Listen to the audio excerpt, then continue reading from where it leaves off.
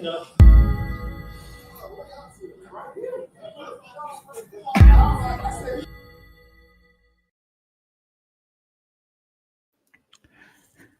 Hello, ladies and gentlemen. This is Edward Joseph, and let's talk live. Live coverage of the Tyree Nichols murder trial, day 6. All right, let's talk. Well, today, peoples, has been such an interesting day. I am here, I am live, and we are going to talk about some things, peoples. People's live coverage of the Tyree Nichols murder trial, day 6. You guys come on in. You guys come on in. You guys come on in, for there's so much to talk about. Peoples, you guys come on in. Peoples, we are looking at live coverage of the Tyree Nichols murder trial.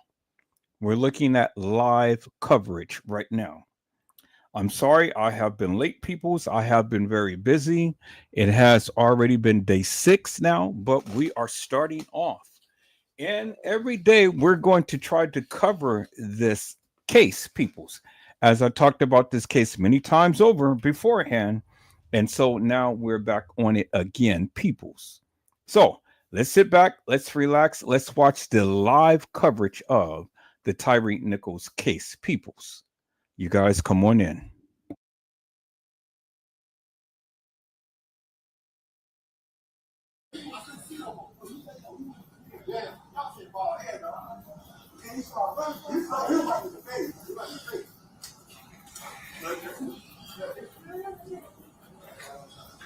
I know. I see y'all. I see his ass.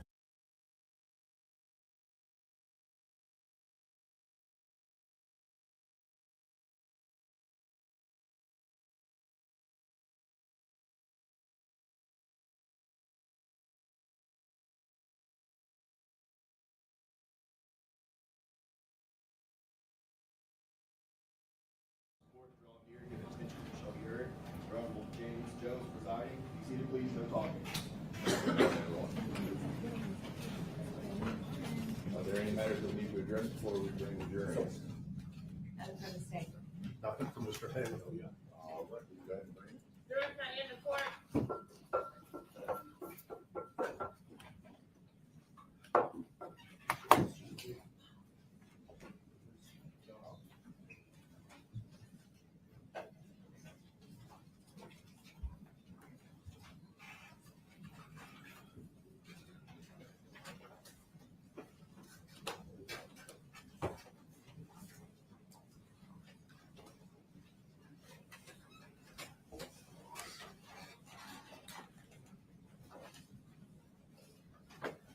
All right, y'all can see it. All right, we left off yesterday. First, welcome back this morning. Hope you all were able to rest. We're going to go ahead and jump right back into our trial. We left off with defense footage. Defense ready with our next witness. Yes, Your Honor. At this time, Demetrius Haley will call Don Cameron to the stand.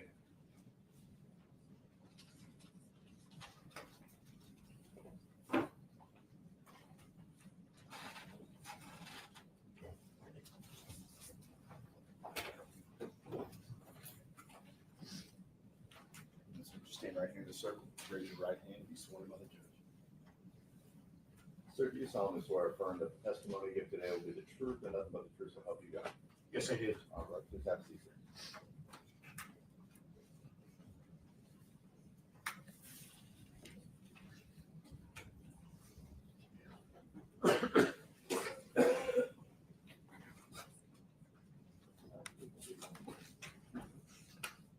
If you would state and spell your name for the record, please. My name's Don Stewart Cameron.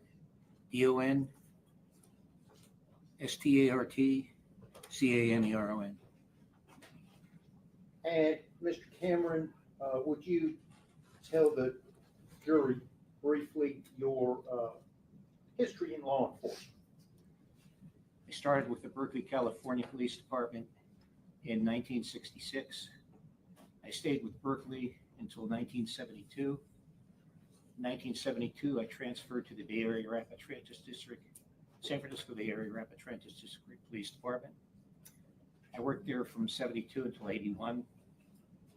Became a full-time instructor for police officers and other enforcement personnel at that time. I had been teaching since 1968, but I decided to do it full-time. I stayed in that capacity for 52 years until I retired in 2020. And where do you work now, Mr. Cameron? I work for myself through Cameron Consulting. And what does Cameron Consulting do? It's a consulting firm for attorneys, law enforcement agencies, private individuals. Consulting in what areas? I consult in the area of police training, police tactics. I write policies and procedures. I analyze equipment for policing agents to see if they're going to use that particular equipment. I write reports regarding my recommendations. You mentioned you write training policies. For whom? For various police agencies in California mostly. I'm sorry. In California mostly. Are you familiar with the acronym POST? Yes, sir, I am. Tell the jury what POST is. POST is a commission for peace officer standards and training. And what is its role in law enforcement? POST basically sets standards. It regulates policing agencies. It makes training recommendations. It supplies instructors, supplies materials regarding police practices. And to whom does it provide this? To policing agencies. Have you had a role with POST? Yes, sir, I have. And if you would describe that role? I'm considered a subject matter expert for POST in the areas of training, weaponless defense, use of impact weapons, handling persons with disability, crowd control. So POST will bring together a group of subject matter experts and will either create new policies, will review current policies and make sure that they're up to date, or we'll check off a policy and say, yes, everything is correct in this policy. And then it goes to the Attorney General's office to have the Attorney General approve basically what we've written or what we've said was all right. And is POST a national organization? It's a national organization in that all policing agencies have some type of a POST regulatory commission. They're not all called POST, but most that I'm familiar with are called POST, or commissions on peace officer standards and training. Are you familiar with Tennessee's POST Commission? Yes, sir, I am. And how did you become familiar with that? I basically read the Post Commission's policies and procedures and what they've recommended to Tennessee. Are they consistent with other Post Commission standards? Yes, they're pretty much all the same. I'm sure there's some differences as far as local things, but most of them are the same because of federal law.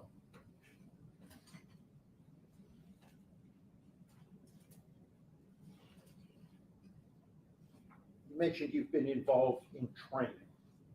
Yes, sir. If you would tell the jury your involvement with training law enforcement. I train officers in basically use of force, arrest control techniques, how to search people, how to handcuff people, how to disarm people, how to generally control people, how to take people to the ground, how to control them when they're on the ground, how to use their firearms, how to use their impact weapons. Anything basically that's physical that a law enforcement officer would do. And for whom do you do that training? Do it for agencies throughout California, Hawaii, Nevada, Arizona, Colorado, Idaho, New Jersey, New York, Royal Canadian Mounted Police. Do you have any certificates regarding your teaching or training law enforcement? Yes, sir. I have a basic, intermediate, and advanced post certificate. I have a supervisory post certificate. I have a vocational teaching credential. I have a bachelor's of science degree. I am certified by the Federal Bureau of Investigation as a firearms instructor, a SWAT instructor, chemical agents instructor. I'm certified by California Post as a instructor trainer in weaponless defense, arrest control tactics, firearms, crowd control. I'm an regular instructor for basically the same areas, use of impact weapons, use of firearms, arrest tactics, handling persons with disabilities. Have you previously testified in court? Yes, sir, I have. And have you previously been qualified as an expert to give opinion testimony regarding police standards, police training, and the proper use of force? Yes, sir, I have. Have you ever been denied by a judge the ability to testify as an expert in those areas? No, sir, not in those areas. Have you ever been denied by a court when you asked, when counsel asked that you be allowed to give an opinion in a specific area? Yes, in Michigan, I was asked to give opinions about a specific agency policy, and the judge said that the policy spoke for itself, so I didn't need to testify to that. Have you ever been denied at any other time in the area of police training, police standards, and the proper use of force? No, sir, I have not. I'm going to approach. Thank you.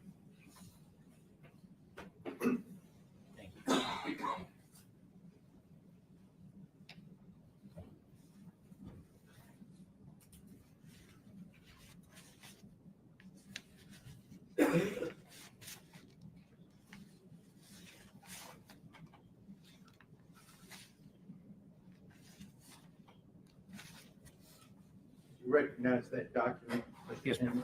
Yes, sir, I do. And what is it? It's my resume. Have you been qualified to testify as an expert in federal courts?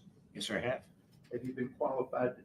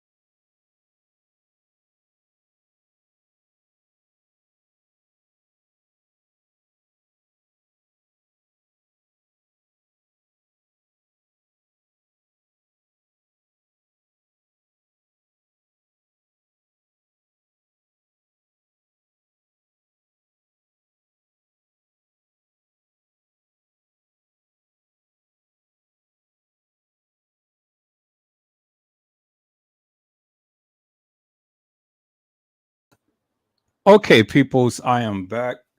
Something happened with my microphone and I couldn't talk. So I was trying to get back to the live and things that I couldn't talk. So I couldn't say nothing to anybody. So let me give a shout out to my peoples. Hello, Mildred Wilkins. How are you, ma'am? It is a blessing to see you on today. Mildred Wilkins says, hello, everyone. Have a blessed day. And then I see my other peoples came into the house. Hello, Honesty. How are you, ma'am? It is a blessing to see you on today. Honesty had says, hello, Edward and chat. And then she went on to say, hey, beautiful. How are you doing? Hello. And then Mildred had says, hello, Mildred. Have a blessed day as well. All right, so we're going to get back into this, people. We're going to get back into the live coverage. This is day 6. I'm sorry I'm a little bit late up on this, but yeah, I just found this out that the live coverage is happening. So we're going to get into this right now, peoples. So let's go ahead and get into this. And then we'll be back to talk about it. But I'm going to come up to speed and post all of the other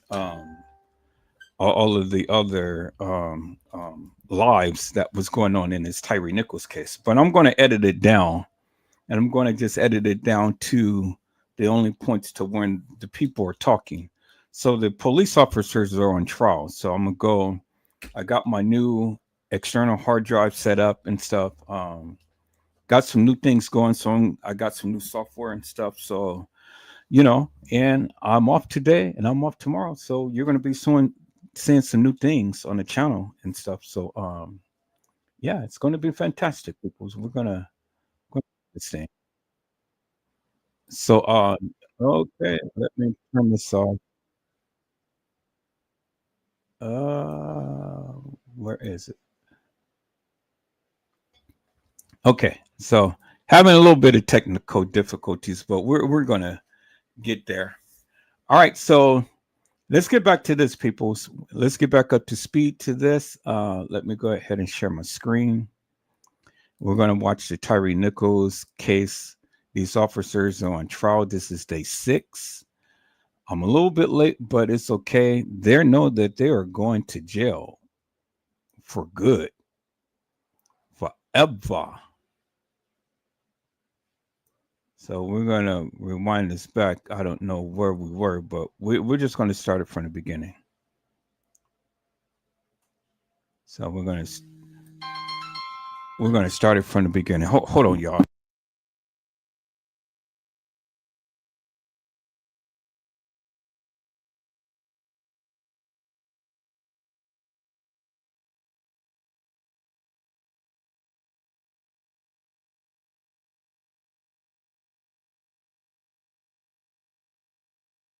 All right, so yeah. So we're gonna start it off from the beginning, start all over again, and we're gonna do this thing the right way. I may not keep up this live because this is just so much stuff going on, and I don't like my lives to be all miscombobulated like this and stuff. But yeah, but we're gonna cover this, people. This is day 6. I'm glad that I'm on it. We're gonna get back into this thing. All right, people. So greatly appreciate you guys for coming in. And there's another case that I'm going to be talking about, peoples.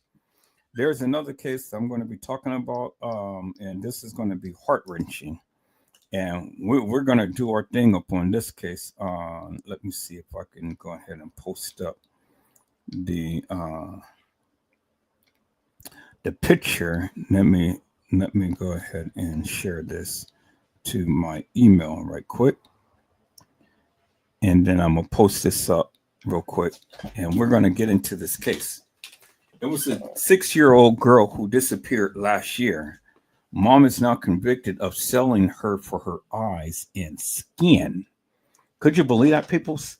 Now, this is another case, a new case that we're going to be talking about.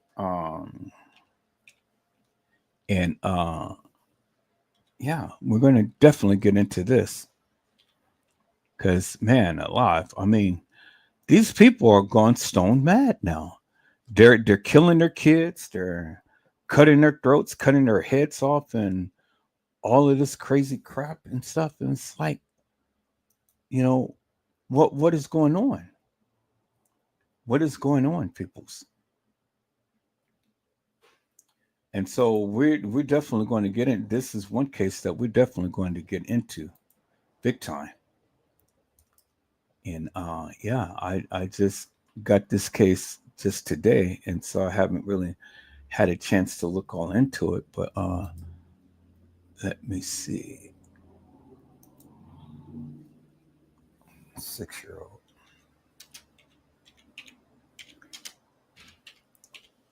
So we're definitely going to talk about it. But I'm just trying to get things all situated here, people. So let me save that and let me see. Okay, there it is right there. Cool. All right. All right. All right. So let me share my screen up on this one here. So let me transition real quick. Let me share my screen up on this one. Turn on the sound. All right. So this is the case that we're going to talk about, peoples. Let me go to my downloads. Here it is right here. It is right here. It says girl 6 years old disappeared last year. Now mom is convicted of selling her for her eyes and skin. Kelly Smith and 2 others involved in Jocelyn Smith's 2024 disappearance was convicted on kidnapping and trafficking charges on Friday. And this was published on May the 2nd, 2025. So this is just recent.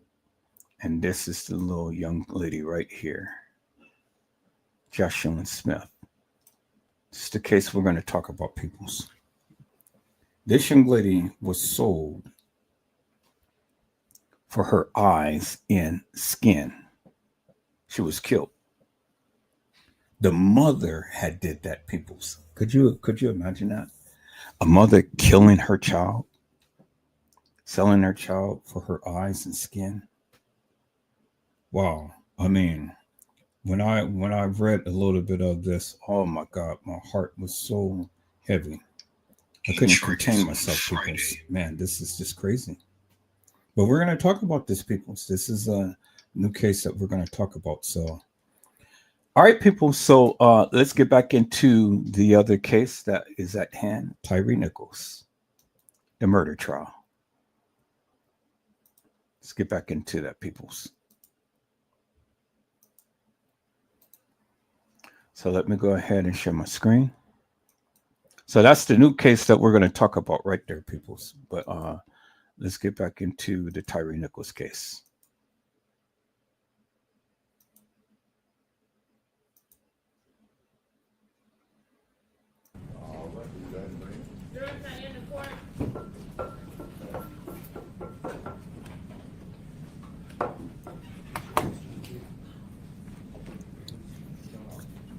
And so what I'm going to do, peoples, is I'm going to make sure that all of this content is edited down to where all we see is just the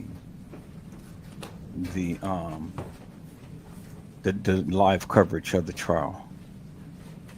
All right, let's go.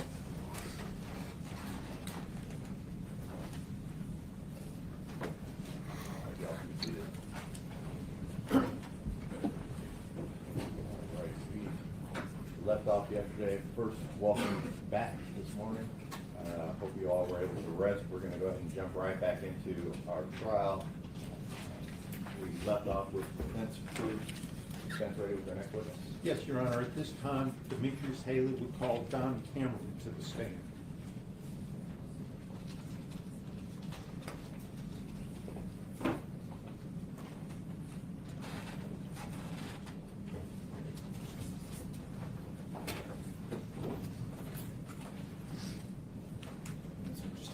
sir. Raise your right hand and be sworn by the judge. Sir, do you solemnly swear or affirm that the testimony you give today will be the truth and nothing but the truth, so help you God? Yes, I do. All right, please have a seat, sir.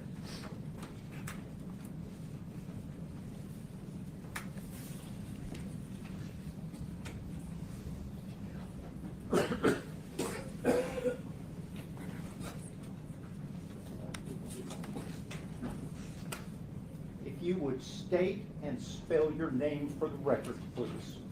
My name's Don Stewart Cameron. D-O-N S-T-A-R-T-C-A-M-E-R-O-N. And Mr. Cameron, would you tell the jury briefly your history in law enforcement? I started with the Berkeley, California Police Department in 1966. I stayed with Berkeley until 1972. In 1972, I transferred to the Bay Area Rapid Transit District, San Francisco Bay Area Rapid Transit District Police Department. I worked there from 72 until 81. Became a full-time instructor for police officers and other enforcement personnel at that time. I had been teaching since 1968, but I decided to do it full-time. I stayed in that capacity for 52 years until I retired in 2020. And where do you work now, Mr. Cameron? I work for myself through Cameron Consulting. And what does Cameron Consulting do? It's a consulting firm for attorneys, law enforcement agencies, private individuals. Consulting in what areas? I consult in the area of police training, police tactics. I write policies and procedures. I analyze equipment for policing agents to see if they're going to use that particular equipment. I write reports regarding my recommendations. You mentioned you write training policies. For whom? For various police agencies, in California mostly. I'm sorry. In California mostly. Are you familiar with the acronym POST? Yes, sir, I am. Tell the jury what POST is. POST is a commission for peace officer standards and training. And what is its role in law enforcement? POST basically sets standards, it regulates policing agencies, it makes training recommendations, it supplies instructors, supplies materials regarding police practices. And to whom does it provide this? To policing agencies. Have you had a role with POST? Yes, sir, I have. And if you would describe that role? I'm considered a subject matter expert for POST in the areas of training, weaponless defense, use of impact weapons, handling persons with disability, crowd control. So POST will bring together a group of subject matter experts and will either create new policies, we'll review current policies and make sure that they're up to date, or we'll check off a policy and say, yes, everything is correct in this policy. And then it goes to the Attorney General's office to have the Attorney General approve basically what we've written or what we've said was all right. And is POST a national organization? It's a national organization in that all policing agencies have some type of a POST regulatory commission. They're not all called POST, but most that I'm familiar with are called POST, or commissions on peace officer standards and training. Are you familiar with Tennessee's POST Commission? Yes, sir, I am. And how did you become familiar with that? I basically read the POST Commission's policies and procedures and what they've recommended to Tennessee. Are they consistent with other POST Commission standards? Yes, they're pretty much all the same. I'm sure there's some differences as far as local things, but most of them are the same because of federal law.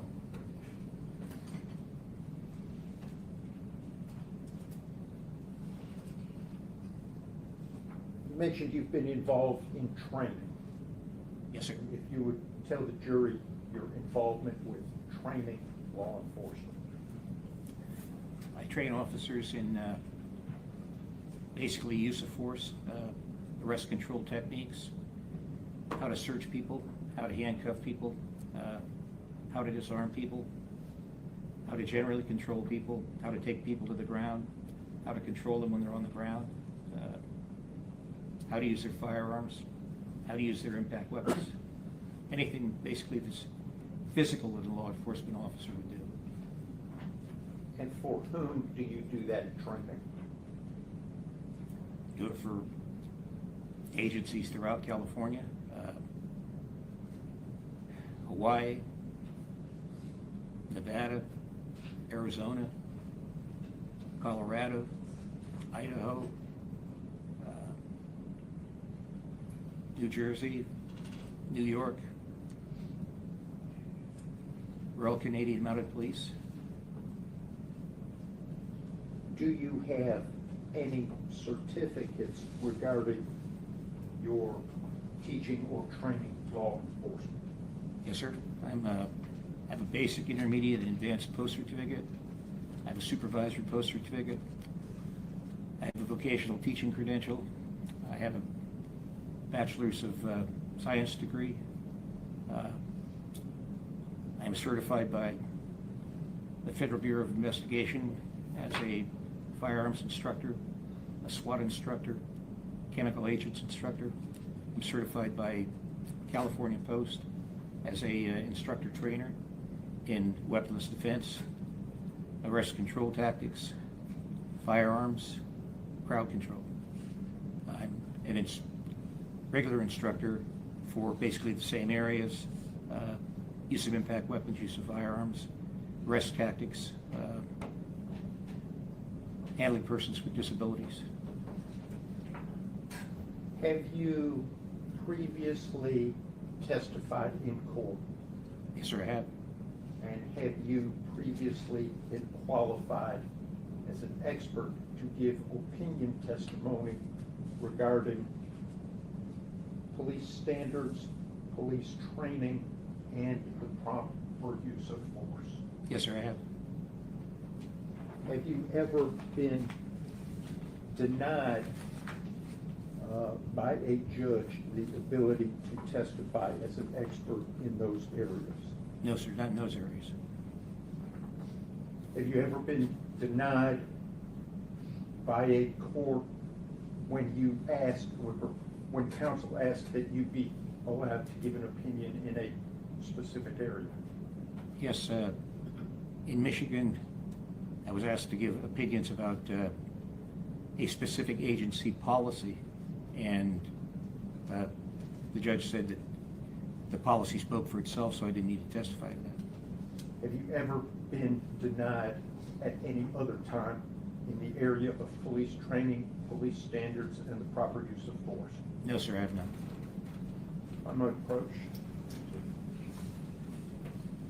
Thank you.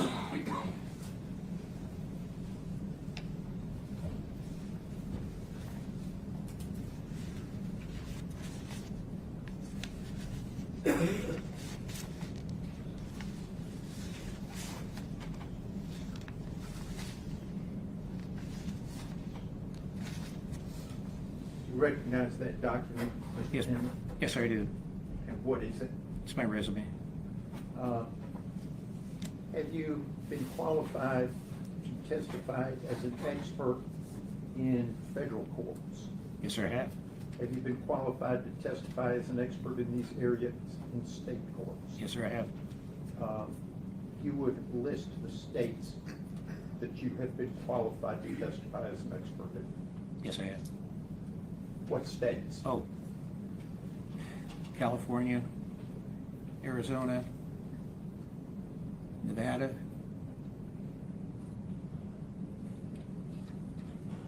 Idaho, Philadelphia, Alaska, Michigan. I think those are the ones I can remember. And have you been qualified to give opinion testimony in federal courts? Yes, sir, I have. Have you been qualified to give opinion testimony in federal court for the Western District of Tennessee Yes, sir, I have. and other federal courts? Yes, sir. Your Honor, at this point, I'd ask that his CV be marked as the next numbered exhibit.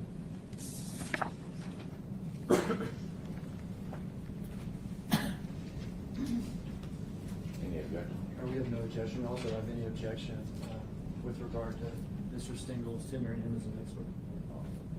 So it will still be 5-page resume, marked as exhibit 40.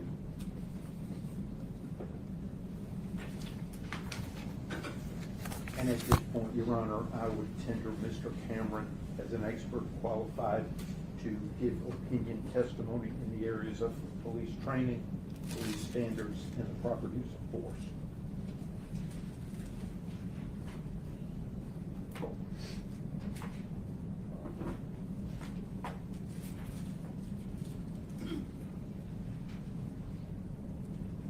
So that is Mr. Cameron, are you familiar with the Memphis Police Department policies and procedures? Yes, sir, I am. How? I reviewed their policies and procedures. They're in accordance with their post-commission, which, like I mentioned, is pretty much parallel to all the other post-commissions or regulatory commissions for policing agencies throughout the United States. Let me go back. What have I, as Demetrius Haley's lawyer, asked you to do with respect to this case? Examine Officer Haley's training, look at body cam footage, read statements, listen to audios of statements, formulate opinions as to whether his actions were in accordance with the policies and procedures of the Memphis Police Department, if they were in accordance with the training he received, and if they met reasonable standard of care for a police officer. And have you formed those opinions? Yes, sir, I have. Are you familiar with Demetrius Haley's training to become a Memphis police officer? Yes, I am. How? I went through his entire training file. I read most of the outlines of the training programs he went to. I watched a training video of pepper spray training that he went through.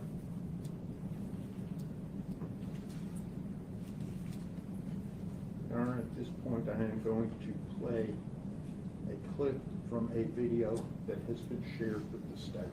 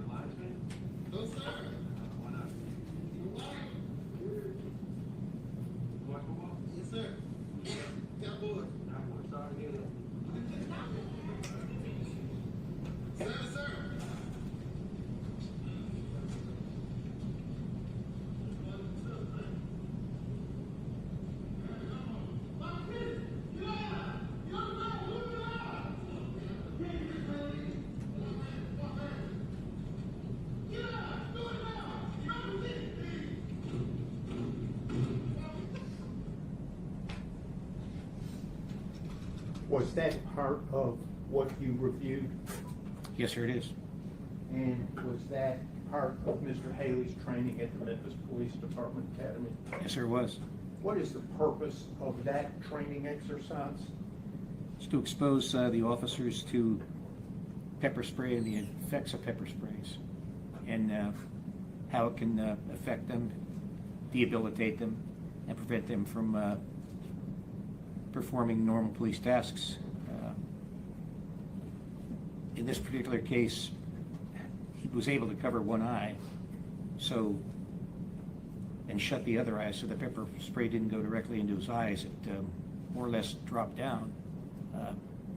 After he was sprayed, he was given specific directions of things to do, whereas in a real environment, there'd be nobody telling you what to do, and you'd have both eyes affected as opposed to just one eye.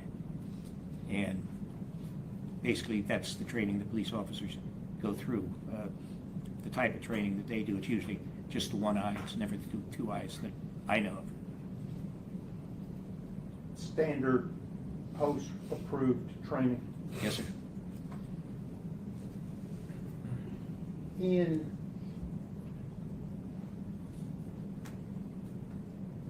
preparing to form an opinion, I may have asked this, but I'm not sure.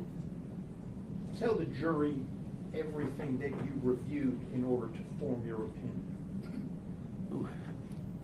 I reviewed state discovery. I reviewed body cam videos. I read statements. I listened to audios of statements. I reviewed the training records of Officer Haley. I reviewed the force continuum for Memphis Police Department. I reviewed the post standards. I think that's it in a nutshell. Did you review any sworn testimony? I did review sworn testimony of Officer Hamhill and Officer Martin. Going to pass to the witness what's been marked as Exhibit 15, which is the Memphis Police Department use of force continuum.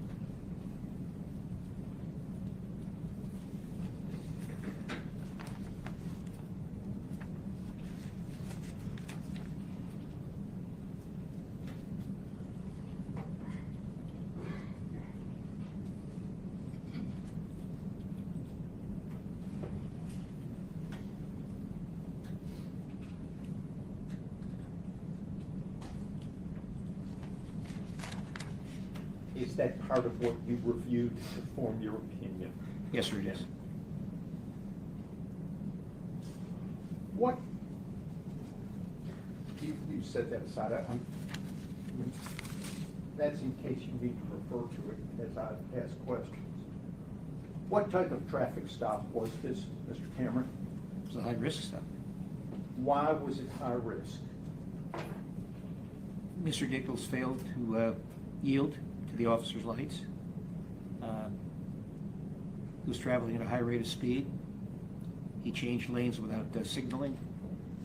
He ran through a red light, and basically he didn't stop, and then all of a sudden he stopped.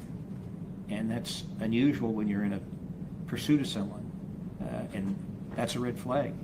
Why did all of a sudden the person decide to stop as opposed to continue to run?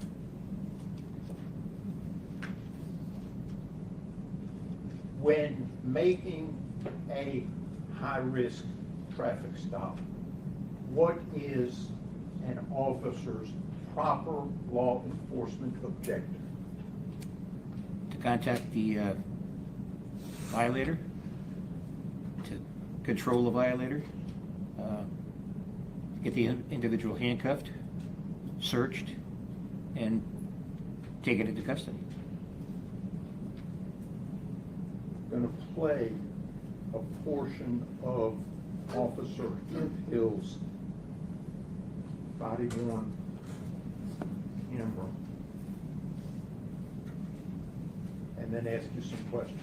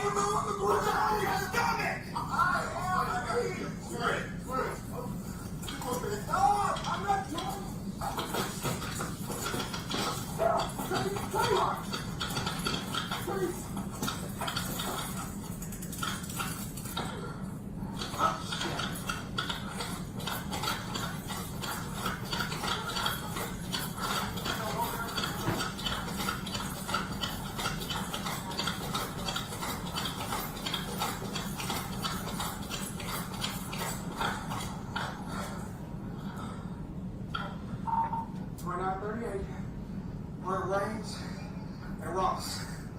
Taser's deployed. Suspect is running down Ross.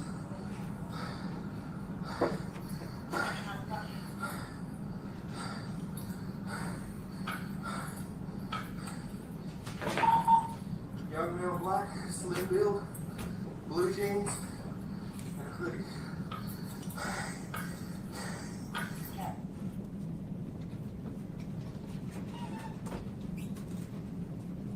Mr. Cameron, would you describe Haley's conduct? The video is stopped at 20:26:47.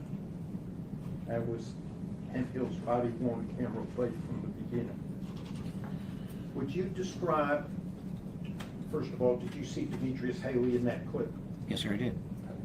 Would you describe his conduct in that clip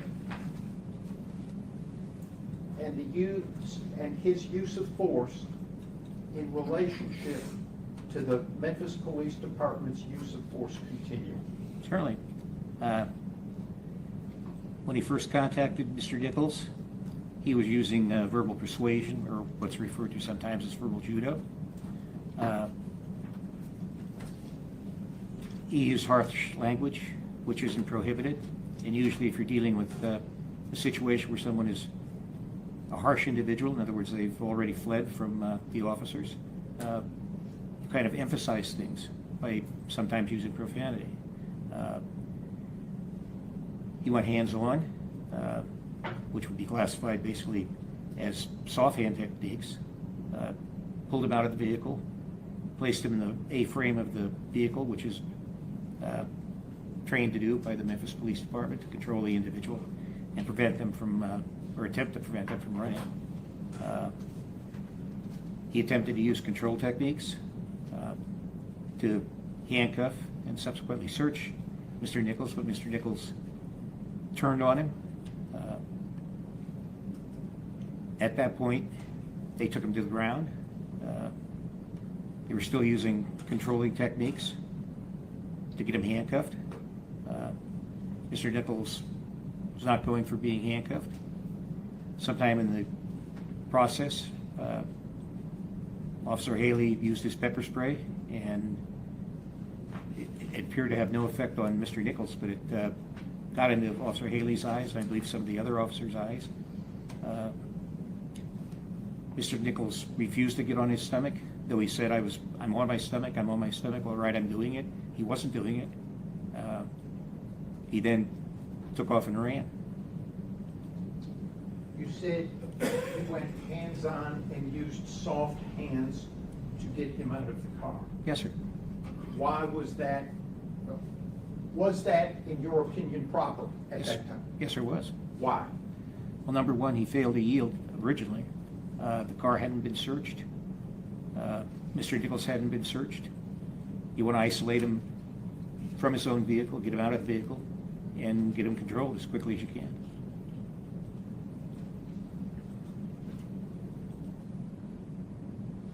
Did anything significant occur that caused the officers to take Mr. Nichols to the ground?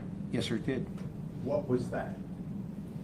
Officer Martin said, paraphrase something to the effect of, he's got a hold of my gun or he's got my gun. And at that point, all bets are off. I mean, you take him to the ground as quickly as you can, and you try and control him as quickly as you can. Because you don't know whether he was trying to take the officer's gun or if he has a gun of his own, because again, he hasn't been searched. How do you know Martin said something along the lines of let go my gun or he's touching my gun? The statement that I read, the testimony I read, Officer Hampill said that he heard it, and I believe Officer Martin said that he said it.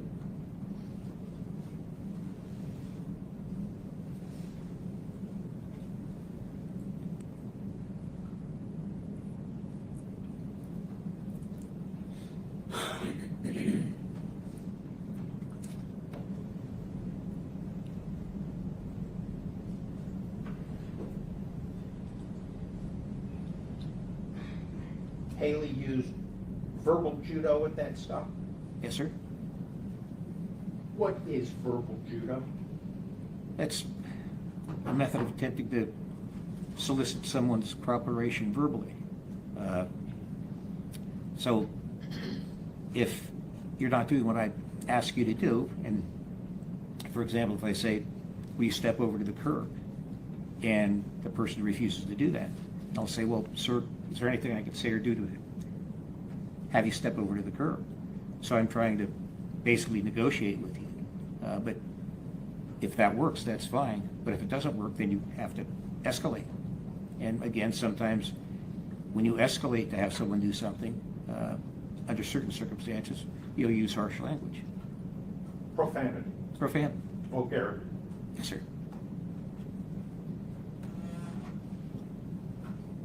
Verbal judo, soft hands. Yes, sir. Why was that appropriate? Well, again, Mr. Nichols wasn't getting out of the car. When Officer Haley reached in to escort him from the car, he pulled away from him. Then at that point, you go hands-on. Get them out of the car, get them into a position where you can immediately search them and handcuff them, or handcuff them and search them, depending on which order you're going. And that's all trained techniques and all appropriate. And then the pepper spray, the OC spray. Yes, sir. Why was that appropriate? Well, actually, on the force continuum, pepper spray goes before hard hand techniques and sometimes soft hand techniques. So it was, according to their training, it was also appropriate in the situation to try and get him controlled, because the object is to get them controlled, to get him handcuffed. Obviously, the pepper spray didn't work on Mr. Nichols in this case, but it did work on the other officers.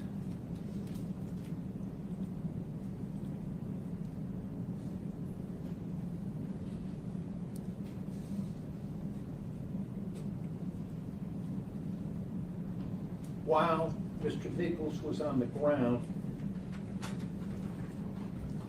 there were commands given. Yes, sir. How did Mr. Nichols react to the commands? He said he was doing what they asked him to do, get on his stomach, but in fact he was on his side, would not get on his stomach. And he kept saying, I'm on my stomach, I'm on my stomach. He wasn't on his stomach. He was up on his side, which means, again, he hadn't been searched. He can access a weapon along his waistband, and in front of the waistband where firearms are most often carried by suspects. Consequently, he had access to that. He had the ability to use his hands to strike at the officers. So the officers were telling him to do something, or ordering him to do something, and he was saying he was doing it, but he wasn't. So he wasn't following the commands. said they in respect to the commands. Who was given commands? I believe all the officers, Officer Campbell, Officer Haley, and Officer Martin. Is that ideal? It's not necessarily ideal. What you'd like to do is have one officer give commands, but that's in a different circumstance. If I'm telling somebody to do something, and I'm the officer that's going to handcuff the person, then I'll simply tell them to do it. In this situation where you have a fighting, resisting suspect, you wouldn't want other officers giving commands. In other words, I would want to say, lay on your stomach, and another officer say, no, lay on your back, and somebody else say, put your hands over your head, and somebody else say, put your hands behind your back. But in this case, all three officers were saying exactly the same thing. Get on your stomach, give up your hands. Stop resisting. Get on your stomach, give up your hands.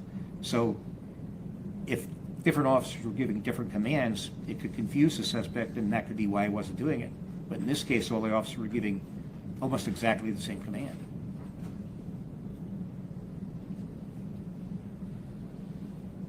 In that clip, in your opinion, was Haley's use of force and conduct consistent with his training, Yes, sir. consistent with Memphis Police Department policy and procedure? Yes, sir, it was.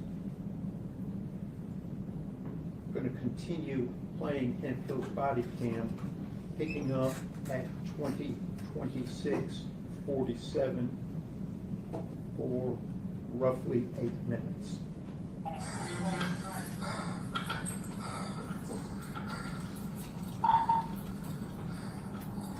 Snap down on Ross. When we last saw him.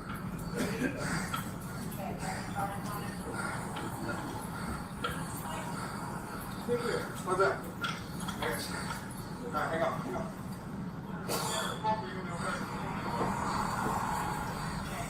Ready?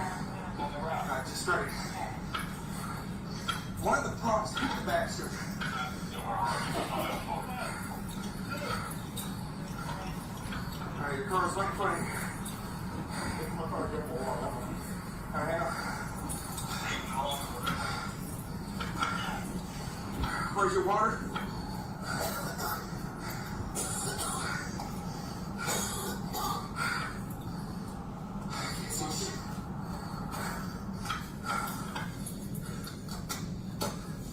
Okay, I got you.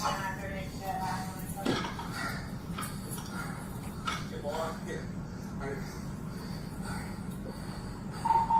Negative 2938. Where are my damn glasses?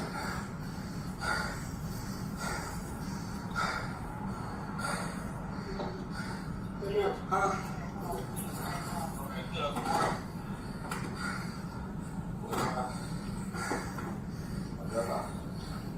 Let that go.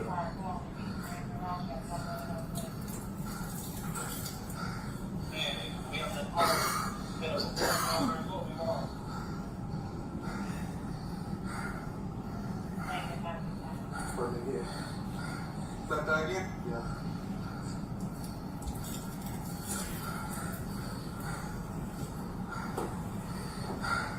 I can't see jack shit, dude. My glasses when he fight me.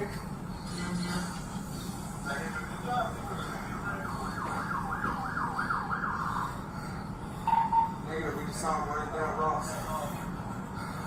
What made you laugh? Yeah.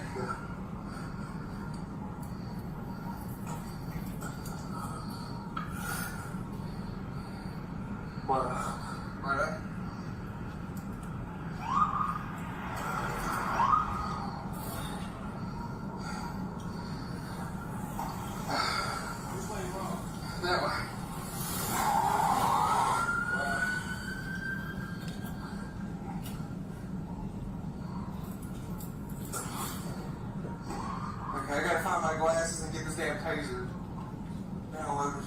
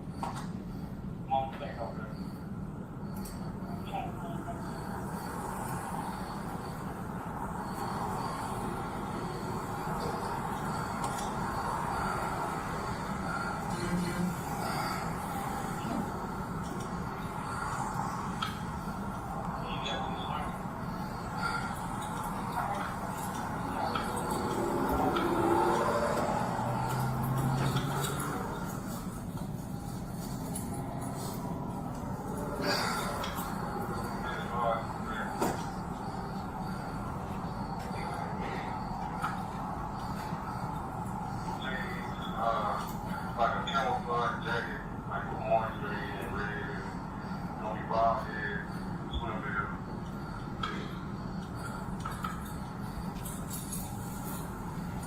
He couldn't have that far. 2938, did you also read that I pulled my taser?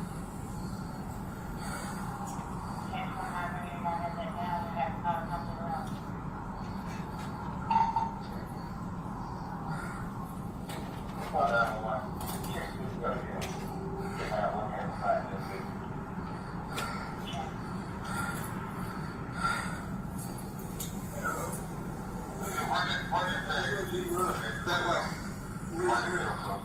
Thin male black, blue jeans, and a plaid jacket.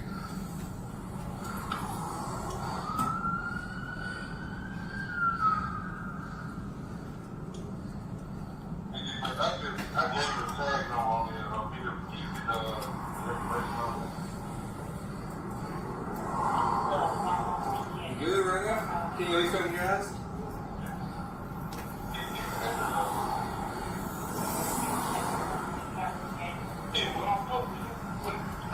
You found it.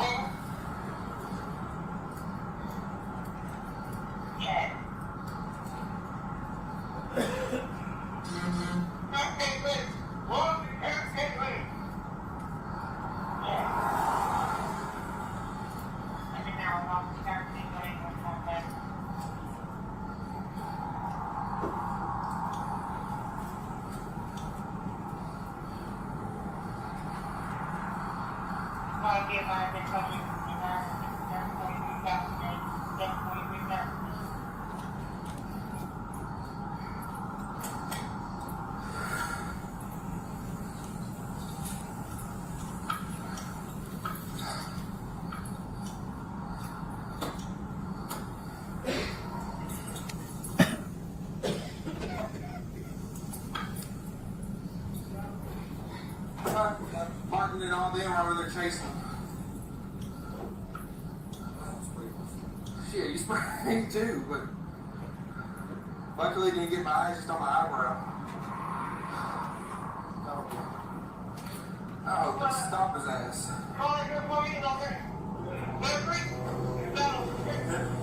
I hope they stop his ass, spin his car for other cars, because him and Martin chasing him.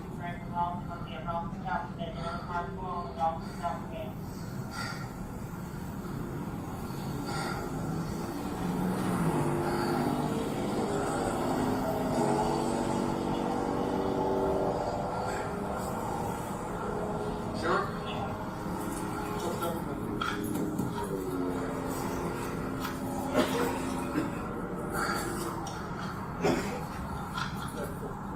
Stay right in the car. Alright, I got you.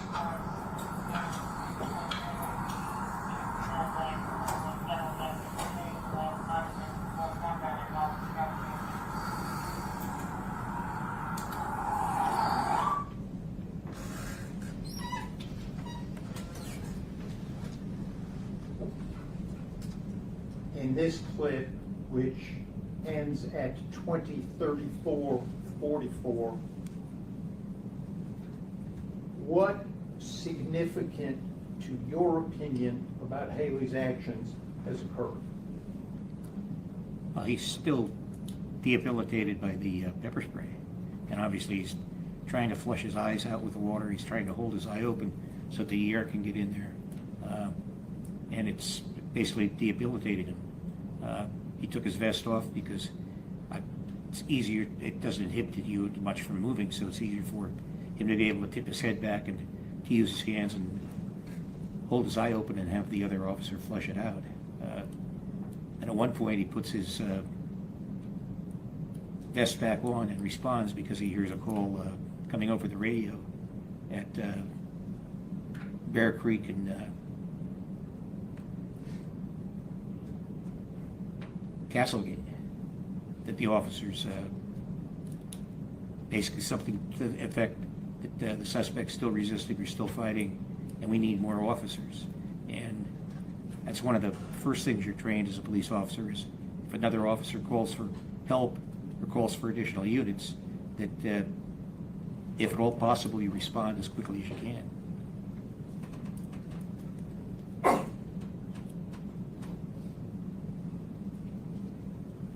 Is that reaction good policing? Responding, yes, sir. Trained, Yes, sir. consistent with MPD policy? Yes, sir, it is.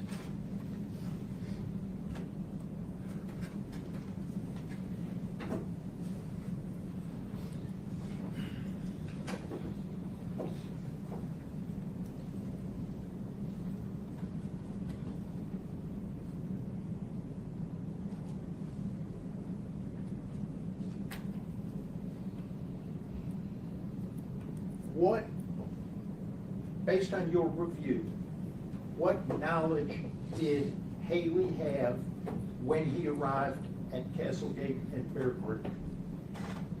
Well, number one, he knew about the interaction they had on the traffic stop, that Mr. Nichols was resisting, didn't want to be handcuffed, he hadn't been searched, he ran from the officers, the pepper spray didn't appear to have any effect on him. He now knew from the radio transmission that Mr. Nichols had been contacted by other officers, that the other officers were having a difficult time taking him into custody, that they were calling for other officers. And again, by his training and the Memphis policies, he needed to respond to that location. You mentioned earlier when Martin said, "Let go my gun," you said all bets are off. Right. Tell the jury what you meant by all bets are off. In other words, when somebody goes for an officer's gun, it becomes a deadly force situation. It's a deadly force situation, obviously, for the officers. It's a deadly force situation where the officers may have to use deadly force if the suspect gets the officer's gun and or if the suspect has his own gun. So it changes all bets. It's not routine. It's not going by the use of force continuum to the soft hands, to the hard hands, to the pepper spray. It immediately jumps to a deadly force situation. In your review of this entire incident, was deadly force ever used by Demetrius Haley? No, sir, it was not.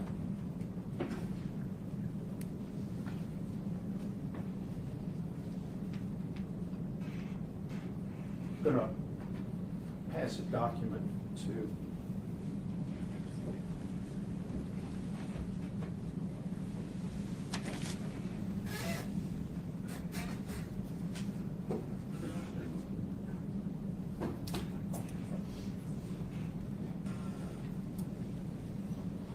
Do you recognize that, Mr. Cameron? Yes, sir, I do. And what is that? It's Mr. Nichols' left arm with one handcuff on it, and an officer attempting to get that hand under control, particularly because the handcuff is on the wrist, and the handcuff on the wrist basically becomes a weapon.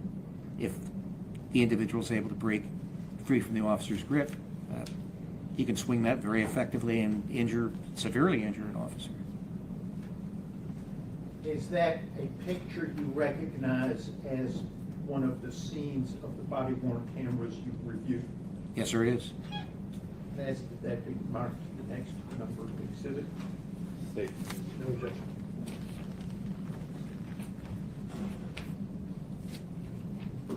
So the screenshot of Mr. Nichols' grip is exhibit 41. For the record, that is a screenshot from Officer Mills's body-worn camera, which has been shown, will be admitted into evidence, and the timestamp is 20:34. I believe it's 55 on the print, the second got cut off.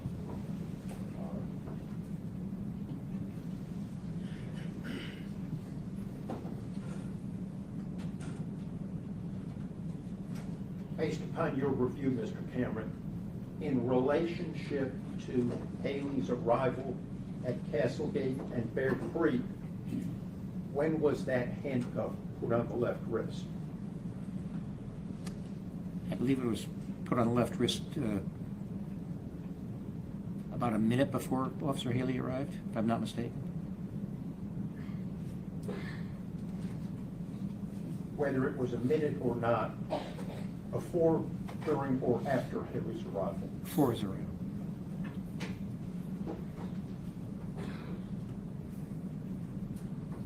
And did the existence of the handcuff on, we now know to be Mr. Nichols' left wrist, have any impact on your opinion of Haley's conduct at Castlegate and Bear Creek? Yes, certainly. Mr. Nichols continuing to resist. Officer Haley can see that when he arrives on the scene, that the one wrist is handcuffed, but the other hand isn't handcuffed. And at that point, Mr. Nichols has his arm basically tucked underneath his body or locked into his body position. And it could be that he's simply resisting not being handcuffed or being handcuffed, but it's also consistent with someone reaching for the waistband. And like I mentioned before, Mr. Nichols had not been searched at that time, so they don't know whether he has a worst case scenario gun, less case scenario a knife in the waistband. So though you could say, yeah, he's resisting because he doesn't want to get handcuffed, but could he be not wanting to get handcuffed, and could he be wanting to access a weapon? And that's what an officer has to think. I'm going to play a brief clip from the Skycop video.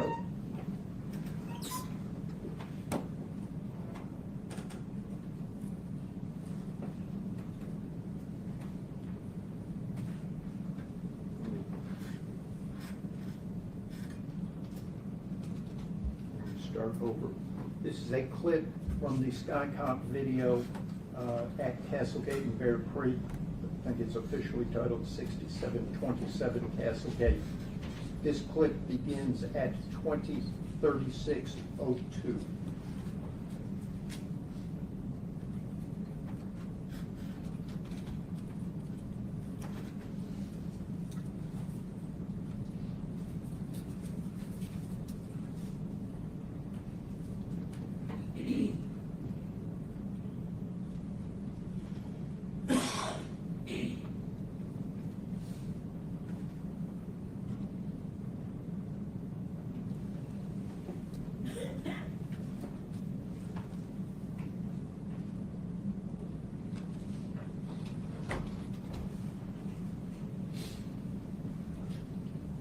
And that clip ends at 20:36:30.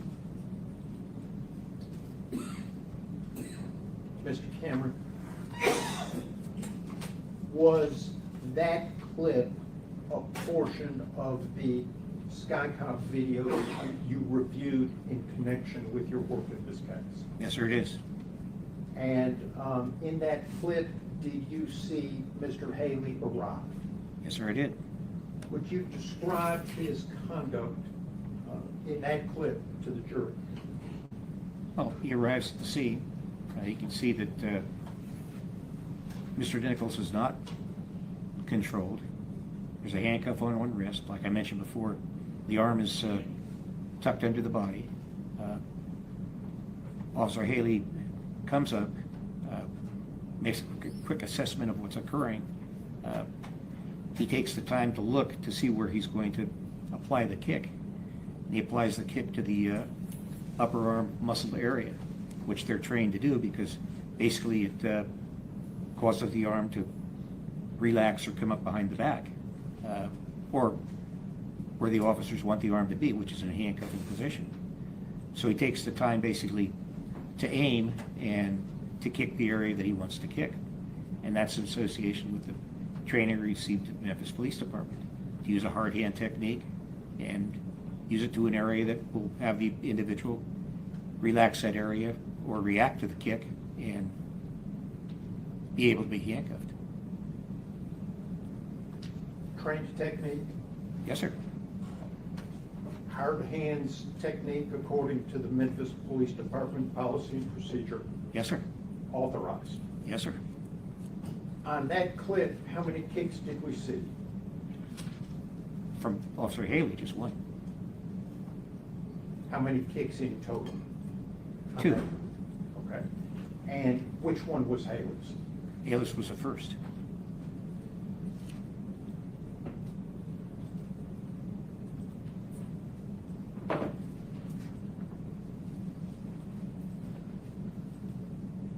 What happened after the kick? Mr. Nichols was able to be handcuffed How quickly? almost immediately. And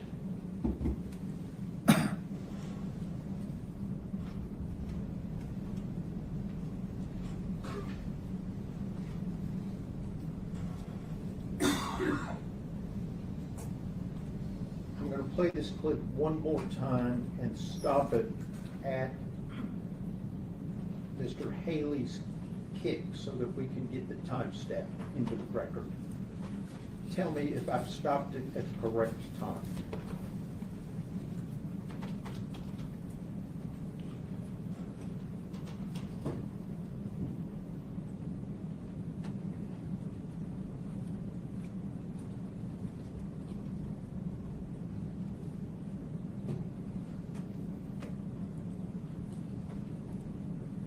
Did Mr. Haley just kick? Yes, sir, he did. And the timestamp is 20:36:19. Yes, sir.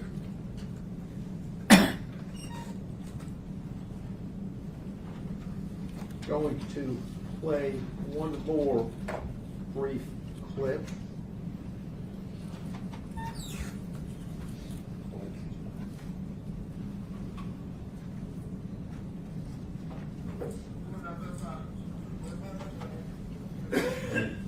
Start over and put the timestamp on. This is from Officer Blake's body worn cam, which has been played.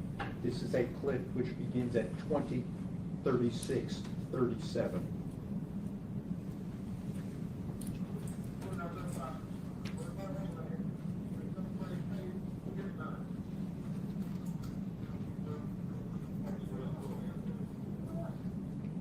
And it ends at 20:36:47. Mr. Cameron, is that a clip from some of the video you reviewed in connection with coming up with your opinion? Yes, sir, it is. And what is significant in that clip? Officer Haley's following his training and his policy and procedures from the Memphis Police Department, and that he's calling for medical aid or an ambulance, giving the brief information that he had that the individual had been pepper sprayed, the individual had been tasered. I might have a moment with my client, Your Honor. Is there-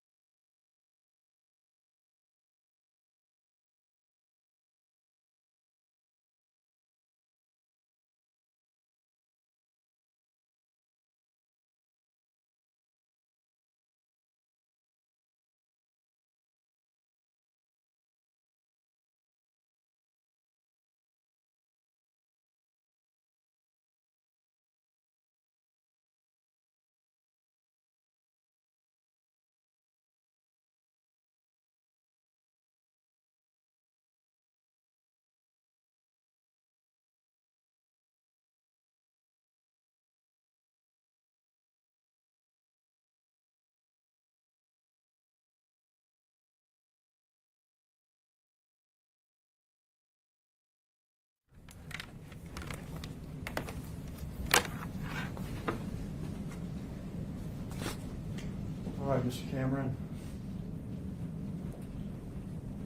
I didn't get to ask questions of the use of force people yesterday, so this will be my first time, okay? All right, We just met each other for a second out there. just a okay? second, we did. But I think maybe we have the same marker.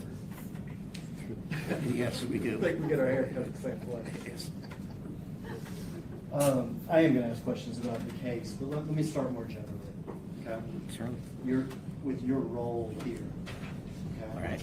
You've been in law enforcement for many years, Yes, sir, I was. with extensive training, and you've lectured, and you've trained. Yes, sir. And you have reviewed materials, some of which has been evidence before the jury, but other which has not been evidence before the jury, is that right? I would assume so. And you've been asked to come here and render your sort of opinion on some things. Is Yes, that sir. right? You're not here though to tell us what the law is, correct? Oh, no, not at all. The jury gets their law from somewhere else, correct? Yes, they did.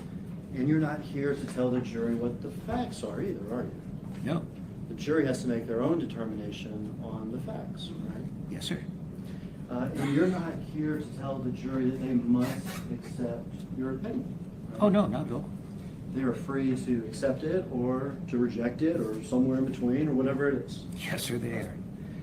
You, like the other use of force experts yesterday, are just here to offer your opinion Yes, sir. based on some evidence that we've seen and some we haven't, and consistent with your training and your experience. Yes, sir.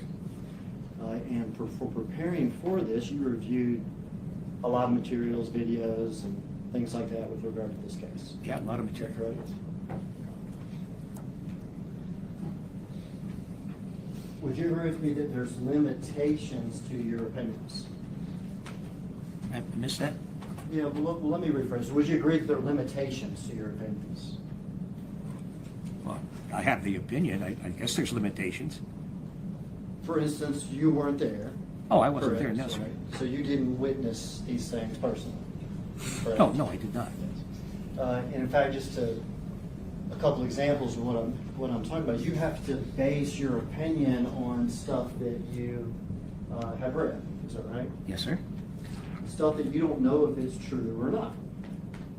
That's correct.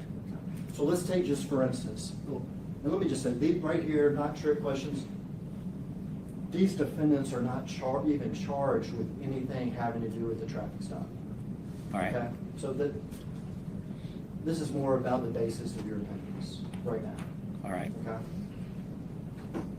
So for instance, when you testified that Tyree had grabbed or attempted to grab or put his hand on Officer Martin's gun, correct? Yes, sir. Did you see that? Oh, no, sir. In fact, you're basing that opinion on something that Martin said, correct? Yes, sir. And Handfield. And Handfield as well. Yeah, you're basing your opinion on something that Martin and Hemphill said, correct? Yes, sir. Something that Martin said at the time of the traffic stop. Yes, sir. But you don't know if that's true or not. No, I don't. In fact, are you aware that he made a later comment to Hemphill that caused Hemphill to have questions if that was true at all? All right. Is that correct? Yes, sir. So when you say Tyree put his hand on Martin's gun, you mean if we take Martin's word for it in the video? Correct. But we have reason not to take his word for it. So I guess so, yeah.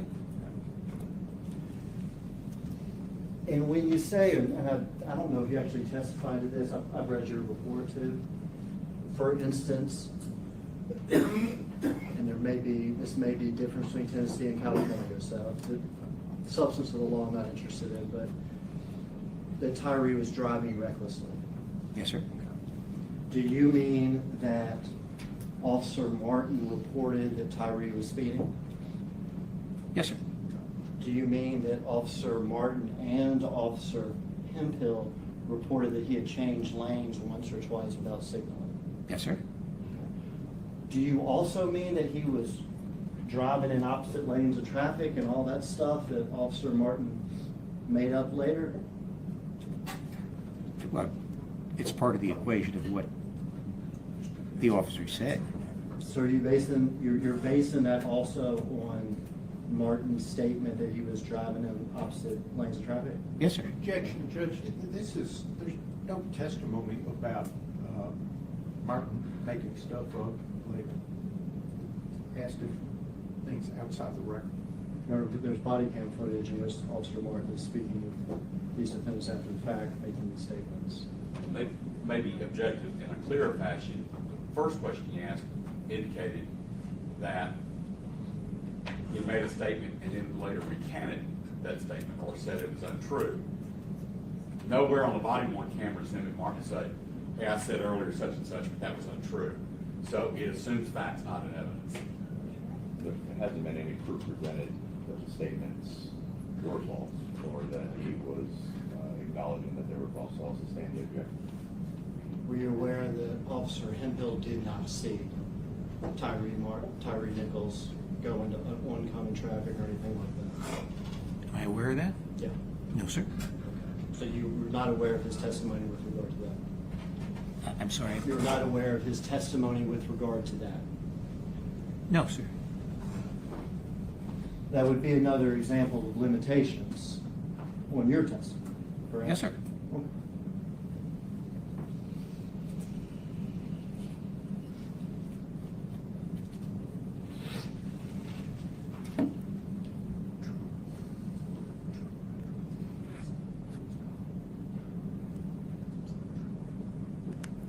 I want to play for you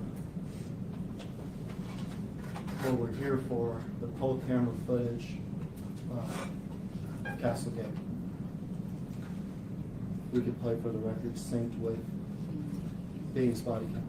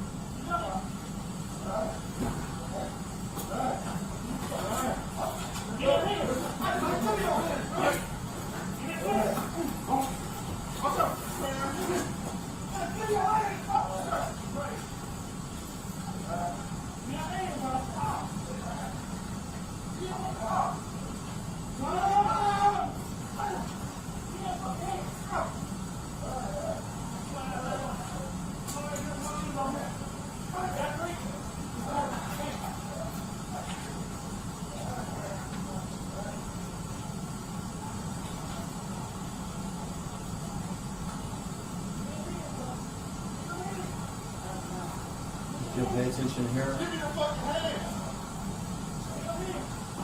You stop it there.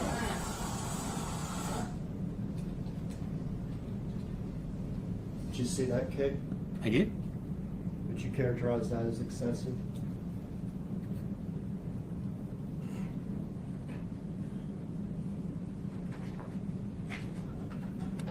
It doesn't seem to be used to accomplish a particular goal, Excuse me? so it's unnecessary. It's unnecessary. That's right. Appear to be a kick to the head or the neck. Right. kick like that to the head and neck would be considered deadly force, is that correct? It could be. And my word was excessive, yours was unnecessary, is that right? Right. Okay, so you'd agree that was unnecessary force? It appears to be, yes, sir. Would you agree that any officers that would have seen that kick would have a duty to intervene if they could?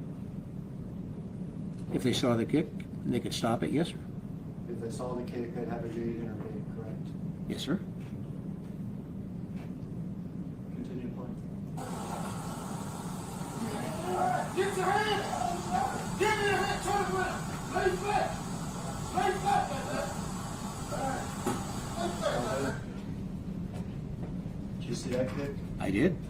Would you agree that that was excessive? Excessive and necessary, yes, sir. Excessive, necessary. Would you agree that any officers that saw that kick would have a duty to intervene? Yes, sir, they should. And how would you describe Tyree Nichols and what he's doing while he's being kicked there? Pierce is reacting to being kicked. He's what? He's reacting to being kicked. Reacting to being kicked. Yes, sir. And, I mean, that's natural, right? Yes, sir. Would you describe that as resisting?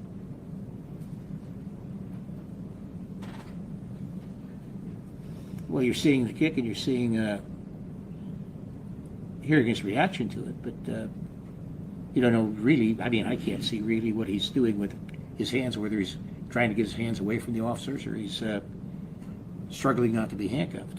So You see the first kick and he sort of collapses a little bit to the ground, right? he appears to. Would you consider that resisting? Pardon me? Would you consider that resisting? Falling to the ground? Correct. No, it's part of the reaction to, To being kicked? yes. Correct. Second kick, did you see him resisting? Well, again, he's still not handcuffed, but you can't really see what he's doing because the officers are in the way. Yeah, and this is what I'm getting at. I mean, we've agreed the first kick is unnecessary and excessive, correct? Yes, sir? We've agreed that the first kick is unnecessary and excessive deadly force, correct? It could be, yes, sir. Isn't he allowed at that point to try to survive? To prevent from being kicked, yes, sir. Yeah, I mean, don't you train your officers that, I know you didn't train these officers. I'm not No, saying sir, I that. did not. You understand what I'm saying? I'm not trying to say you train these officers. But don't you train your officers that one of the terrible dangers of using excessive force like this is poor man has a right to defend himself and to try to survive, doesn't he? Yes, sir. Continue to play.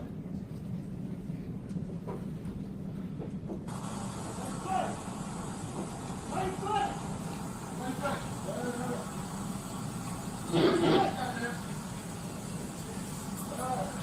You just stopped it. Here what's Tyree Nichols doing. Well, again, it's difficult to see. You can hear that he's reacting, and I don't know whether it's in pain or from being frightened. Can't see whether he's handcuffed. Obviously, he wasn't at that time because we know he wasn't handcuffed later. Either one of those reactions, being in pain or being frightened, would be natural and expected, right? Sure. To us watching the video now, or to anybody that saw that first or second kick, right? I missed it.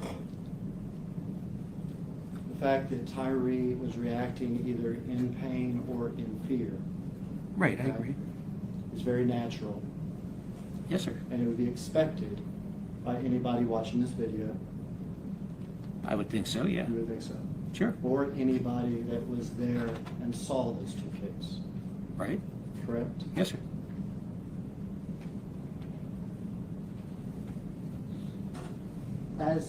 At this point when he's laying on the ground, do you know whether or not he has suffered a traumatic brain injury? I have no idea.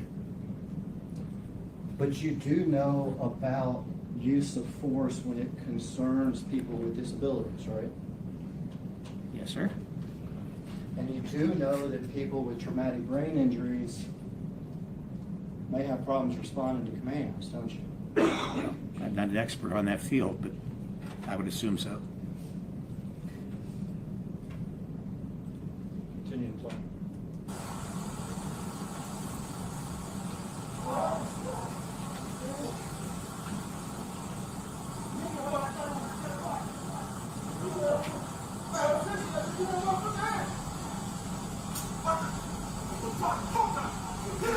Step here. What do we see Tyree Nichols do here?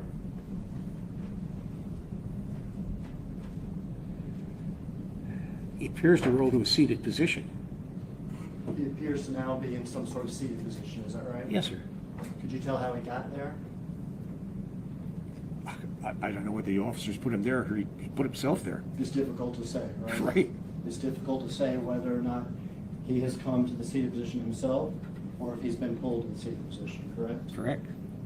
And would you agree with me at this point in the video, it's a fair assessment that Mr. Nichols could just be trying to survive, right? He could be, yes, sir. Given the unnecessary and excessive force. All right. Would you agree with me that if he can get away, he should get away? Well, I think he should submit to the arrest. Didn't put his hands behind his back, but yeah, if he wants to get away from, Submit to the arrest. right, Stay on the ground and be kicked how many more times? I'll stay on the ground and be handcuffed. It causes speculation, and he's testifying way beyond the scope of what this particular expert has studied at this time.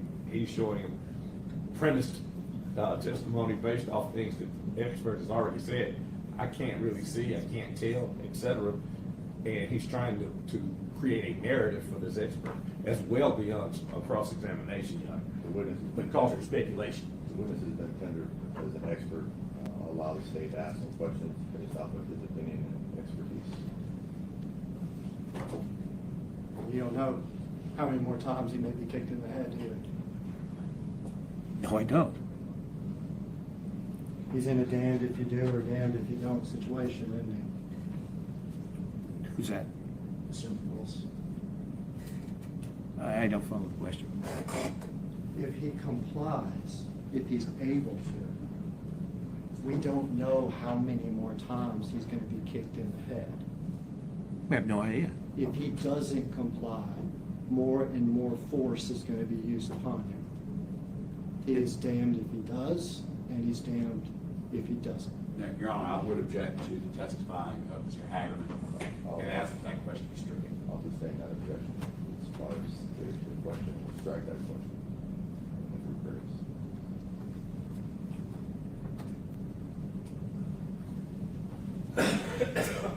You see the danger of him complying, don't you? Well, normally when someone complies, then the officers stop using arrest tactics. Exactly. But Officer Martin doesn't, does he?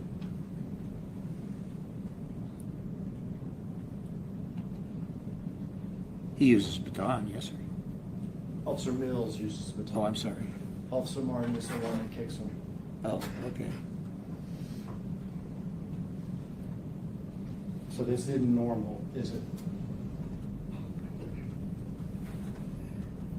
To continually kick someone? No, sir. You keep on coming.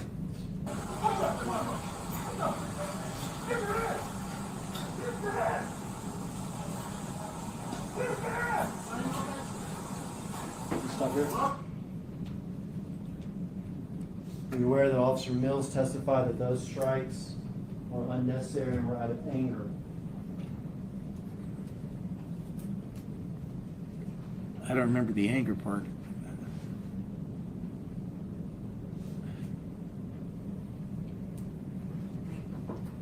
I don't remember his exact statement, no. Are your officers trained to react out of anger? No, sir. I Are mean, you they- may be angry, but you don't react to it. Are they trained to inflict punishment? No, sir, not at all. If those strikes were out of anger and to inflict punishment, were they unnecessary and excessive? Yes, sir, they were. We have seen at this point 2 kicks, is that correct? Yes, sir. You've seen 3 baton strikes, is that correct? Yes, sir. Unnecessary and excessive, correct? Yes, sir.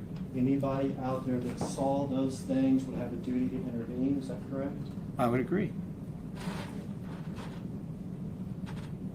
And they'd be trained in their training to intervene, correct?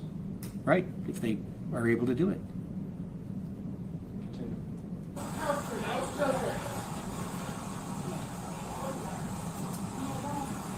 Stop there. Did you see that? Yes, sir. Did you see Officer Smith, Officer Martin deliver a, you've heard it described as a haymaker? A on punch, Mr. yes, sir. Nichols' head? Yes, sir. Did you see that? I did. Did you see the other officers? Did you see the other officers? The other officers do what? Did you see the other officers in the video? Could Yes. you see the other officers? in Oh, the I could video? see the other officers, yes, sir. One in one arm and one in another arm, Right, sir. correct? Yes, sir. And then you can also see Mills off a few feet, is that correct? Pardon me? You can also see the other officer, Mills, off a few feet, Yes, sir. 4 officers in total. Yes, sir. Officer Bean and Officer Smith each at an arm, and Officer Martin throwing a haymaker, correct? Yes, sir. Was that force unnecessary? Throwing the haymaker? Yes, sir. It doesn't appear to be. If he was under control, he's not handcuffed, but he is being held by the other officers. You're saying that force is not unnecessary? I may have misheard you. Oh, I said that the other officers would have him under control, so at that point, there would be no need for them to be punched. I misheard you, I wasn't. So it was unnecessary. Pardon me? It was unnecessary. Yes, wasn't needed at that time. Exactly. And excessive. Yes, sir. And a strike like that to the head could be deadly, correct? I suppose it could. So this would be the 3rd instance of possible deadly force on Mr. Nichols, is that correct? Yes, sir. What does Mr. Nichols appear to be doing as he's getting hit? His body's reacting to being hit. His body's reaction to being hit. Have we seen in this video Mr. Nichols throw any punch? No, sir. Have we seen Mr. Nichols throw any kick? No, sir. Well, we've seen Mr. Nichols sustain, at this point, 3 blows that are unnecessary, excessive, and could be deadly. Is that correct? Yes, sir. Continue. Right there. Did you see that? Yes, sir, I did. Another strike to the head. Yes, sir. Did you say that was unnecessary? I don't think it was needed. Yes, it's unnecessary. Excessive? Yes, sir. If an officer saw it, they'd have a duty to intervene, correct? Yes, sir, he would. And what's Mr. Nichols' body doing when this is happening? He's reacting to the punches. Reacting to being punched. Yes. Next.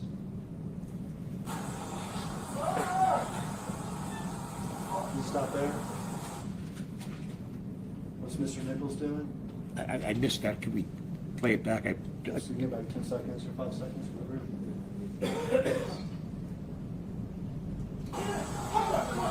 We went back too far, wasn't it?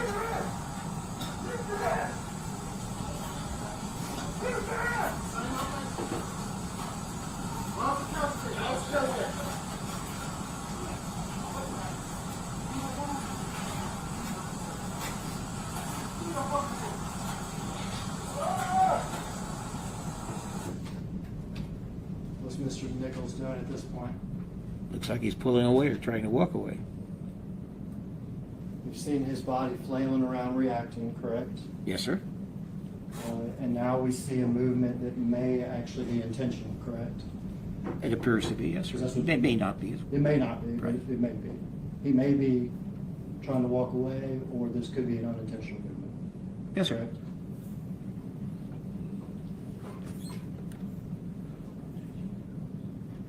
Shouldn't he try to get away at this point?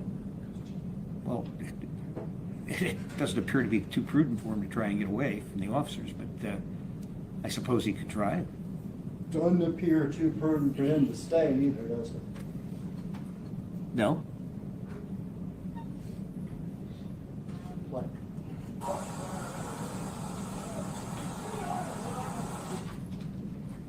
we can go for another one too. Stop now. Did you see those 2 shots to the head? Yes, sir, I did. Unnecessary, Yes, sir. excessive? Yes, sir. We've actually watched 5 of them now. Is that right? I think that was a count.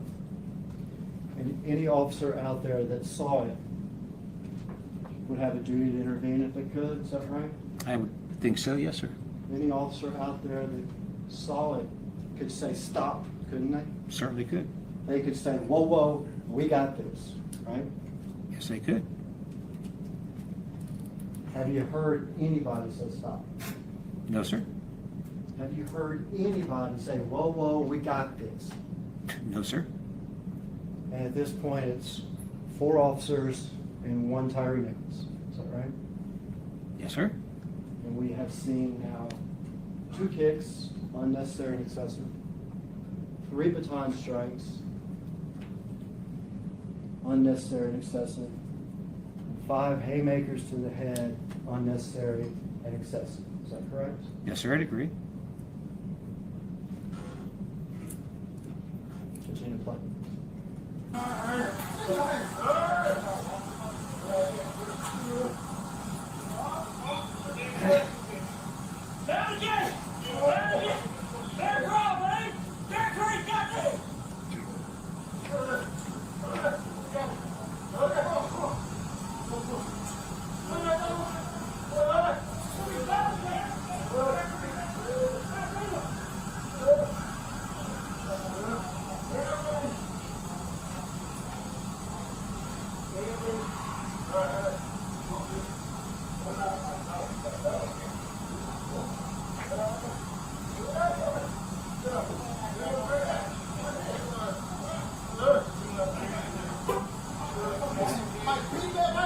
Stop. Did you hear that? Did I hear what? When Officer Haley arrived, him say, beat that man or beat that man's ass. I heard something to that effect, yes, sir.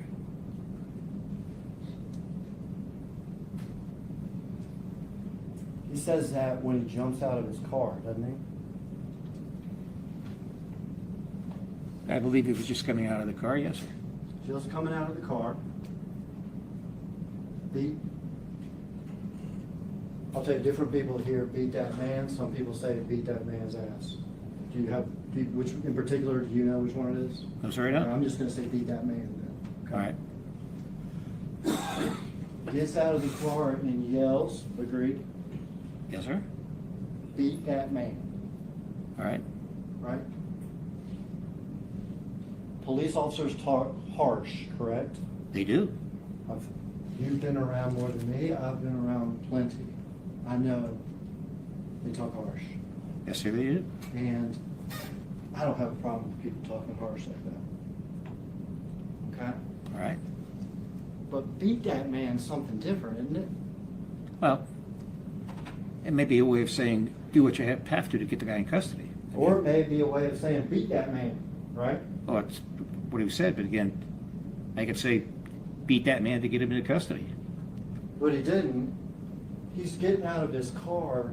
He's more than 15, 20 feet away from that man who's surrounded by 4 police officers and is on his stomach, right? Yes, sir. And from where he's literally getting out of his car, he hasn't assessed the scene, has he? No, he only knows what he's heard. He's just gonna jump out of the car and yell directions to other officers, beat that man. All right, or get him into custody. Yes, sir.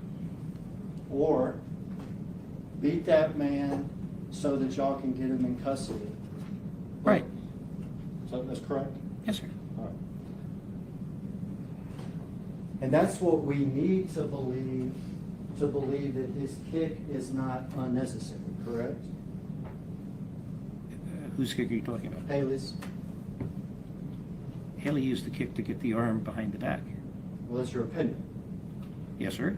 We're free to accept it or not. Right? Sure. Okay.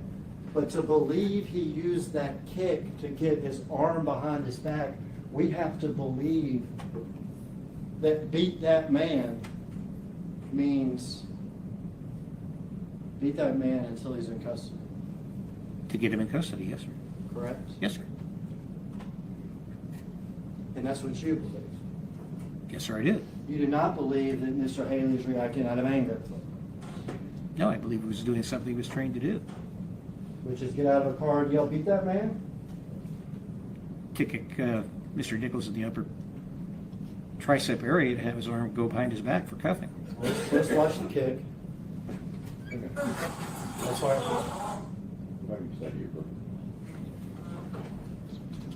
Everybody or just Ms. Rand?